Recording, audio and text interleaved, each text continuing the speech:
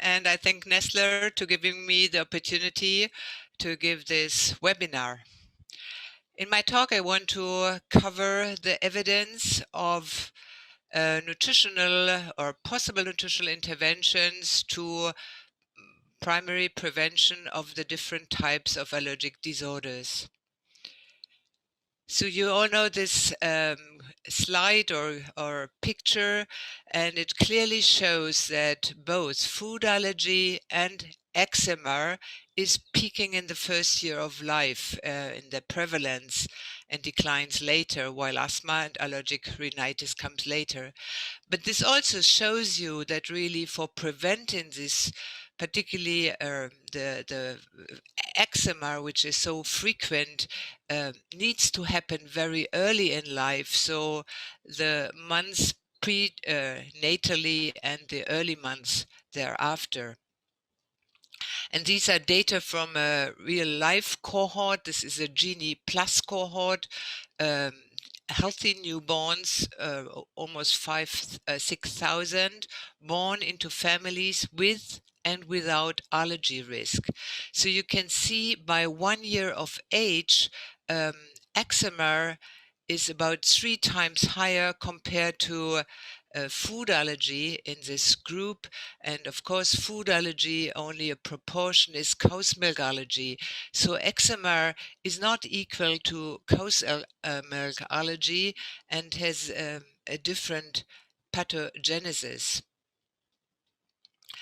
Data from this cohort also shows you that if you are or the infant is affected by early eczema, it does not mean automatically later other allergies. So only less than 50% will develop later different other allergies, while the prognosis is much worse if the infant is affected by food allergy. So developing allergy is a combination of genetic risk factors, disturbed immune response, barrier dysfunction, and we all know that the microbiome is very important for allergy development and is interacting, of course, or influenced by environmental factors, and early feeding is one of them. About 60% of those developing eczema during childhood develops it in the first year of life, so very early, and we have this early transient and early persistent form of eczema, while late onset is more rare. And this, particularly the early onset of eczema, bears a high risk of what we call inverse causality if it comes to observational study outcomes. That means that the mother of infants who develop early signs of eczema may already change their feeding habits, and this may have, of course, an input on the analysis of the data. So we have to be aware of that this may happen in observational trials. It was Gideon Luck from London who brought up the dual allergen hypothesis, which means that food allergy may be triggered by cutaneous exposure of food antigens on the skin, and this may particularly important in inflamed atopic dermatitis. So several randomized controlled trials have been performed in order to allergy prevention with different types of skin care, but up to now there is none of these trials really brought up evidence which is sufficient to support some preventive measures on skin care.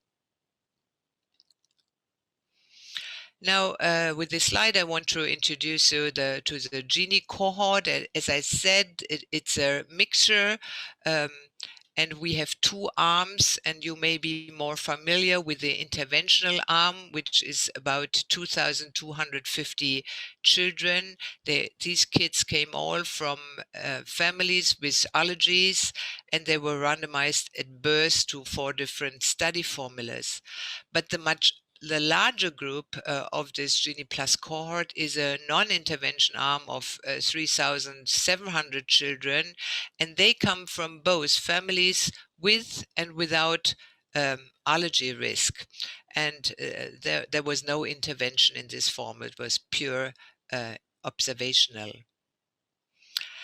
So we use this cohort to look into different issues on feeding, and in the intervention arm there was a very strict recommendation to breastfeed for at least 4 months, and if the mother decided to supplement, only one of the 4 randomized formulas were allowed and no complementary feeding in the first 4 months. And we had very close documentation of feeding with weekly diaries in the first half year and monthly thereafter. So here you can see the cumulative incidence of eczema in more than 2,000 children out of the GINI Plus cohort, and these children, infants, were fully breastfed for at least 4 months of age. And you can see the genetic impact on eczema. So the black and the red ones are the children coming from at-risk families in the non-intervention and in the intervention group. And you can see that by 1 year of age, the prevalence or cumulative incidence at that time point was much higher compared to the children born into families with no allergic risk, with a hazard ratio about 2, which remained up to 6 years of age. We did the same analysis in formula-fed babies in the non-intervention group, where the mother freely could choose which formula to feed. And again, we had a hazard ratio of 2, so 2 times higher risk of developing eczema in the first 6 years of life if the infant was born to a family without history of family allergy. So genes really play a role, particularly in this early onset, transient and persistent eczema with a hazard ratio of 2. We also learned that if a baby is born to families without family risk of allergies, already have a risk for 15 to 80% to develop eczema in the first 6 years of life. And we also clearly could show in this large group that exclusive breastfeeding does not prevent eczema in babies. Now we come to intervention, and I want to go through to the different attempts which have been made. First of all, in the 90s or 80s of the last century, they looked at maternal exclusion diet, particularly filled with milk and egg, on the different outcomes of allergies, and you can see there was absolutely no evidence that this is helpful. And the same is true for exclusion diet during breastfeeding, so no effect, so this cannot be recommended. On the contrary, there are some indications that egg allergy may be even more frequent if the mother exclude eating eggs during pregnancy. There is some evidence from some observational cohorts, large cohorts, that if the mother eats fish and also different nuts during pregnancy and a Mediterranean type of diet, that this may be beneficial and risk reducing for allergy development.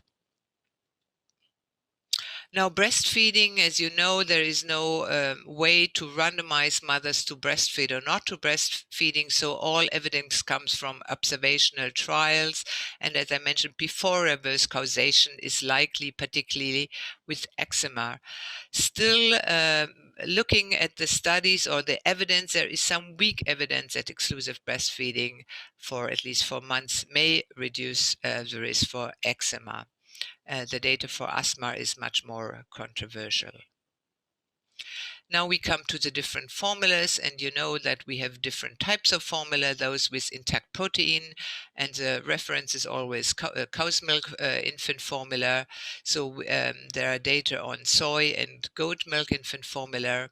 And then we have the partially hydrolyzed formula which has been developed for prevention only, not for treating children with cow's milk allergy.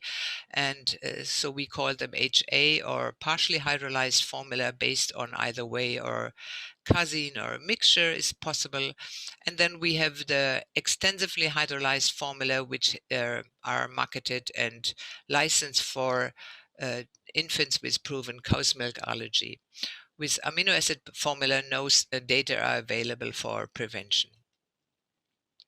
So it comes to soy, which was very popular in the past in many countries, particularly in the States. There were several randomized controlled trial and a Cochrane review on that, concluding that feeding a soy formula cannot be recommended for prevention of allergy or of food allergy. So soy is not an option for prevention. So the GINI study was one of the is certainly the largest and a very well controlled trial, starting 25 years back, and at that time several formulas were on the market for prevention and treatment, but no good data. So this was a study which was financed by the German Ministry of Science and Research to find out whether these hydrolyzed formulas are helpful for reducing the risk of allergies. So here we are really looking at the red arm, where only infants from family with allergies were included, and they were randomized at birth to receive either a partially whey, an extensively hydrolyzed whey formula, an extensively hydrolyzed casein formula, and the reference was cow's milk infant formula. So a lot of effort were done to blind these formulas, which was very successful, because until 3 years of age, mothers really were not aware what they had been feeding to their infants. And then the study was unblinded. As I said, breastfeeding was highly recommended and was successful, because between 42 to 48% within the different 4 arms of the study, these infants were fully breastfed for 4 months and were not exposed to one of the study formulas. The green ones are the infants which had mixed feeding, and in orange were exclusive formula feeding, which was less than 10% in the 4 study arms. But you also can see that there were between 400 to around 450 infants in each study arm, so it was really a large cohort. And here you can see the flow until 15 years of age.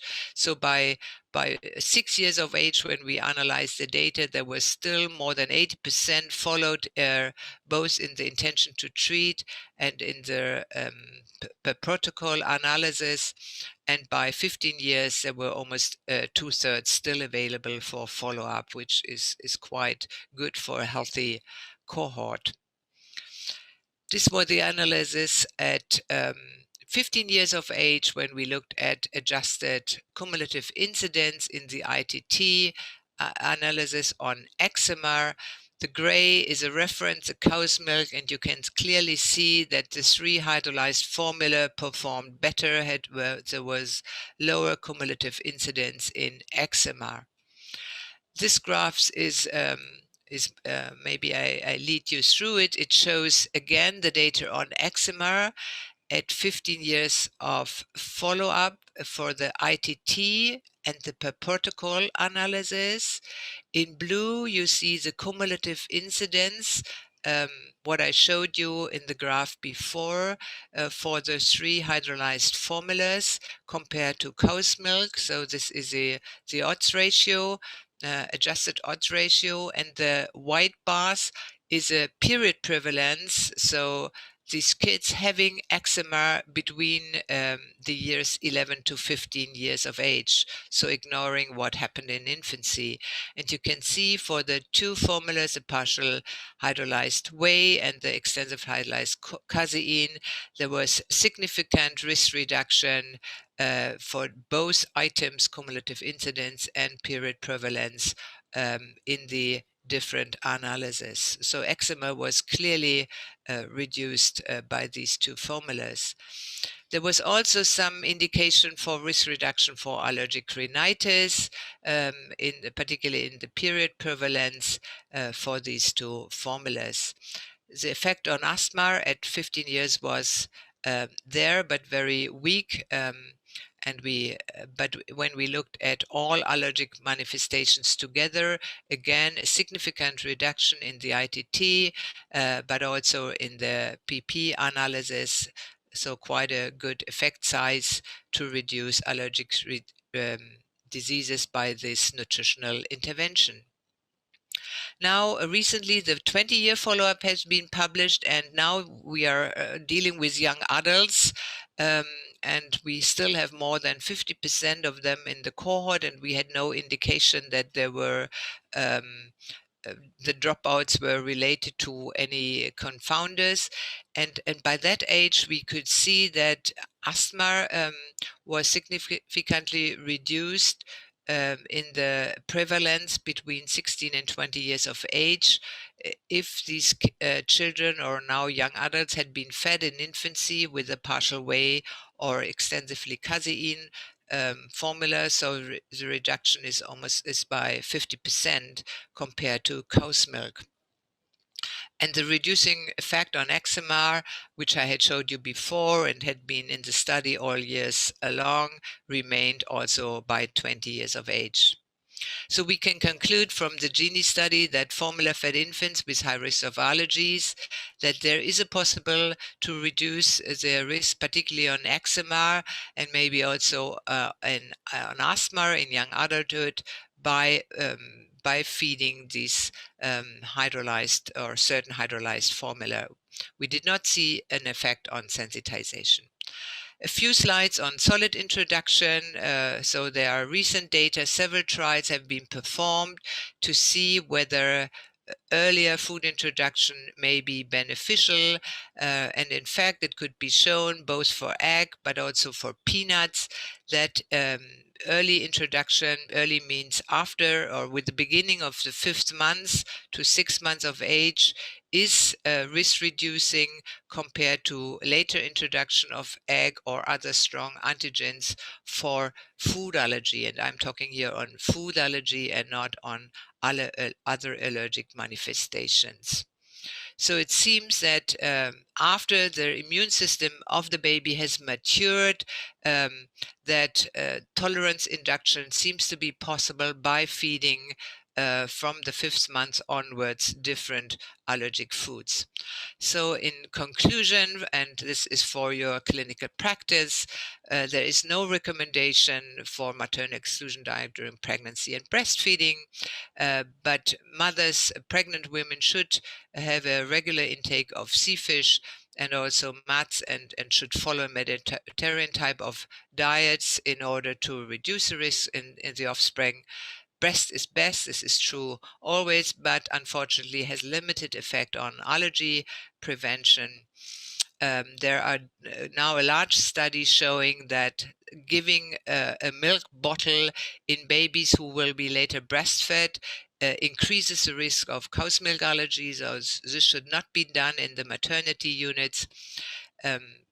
Feeding soy formula, and this is also true for goat's milk formula, has no preventive effect on allergies.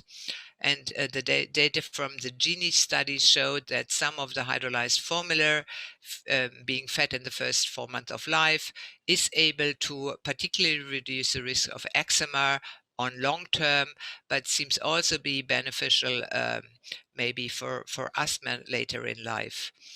And for solid food introduction, I think there is a change now that no late introduction is recommended. On the contrary, it's recommended to start giving different solid foods in a large variety starting from the 5th month of age, including allergenic foods like egg and peanut in countries where peanut is common.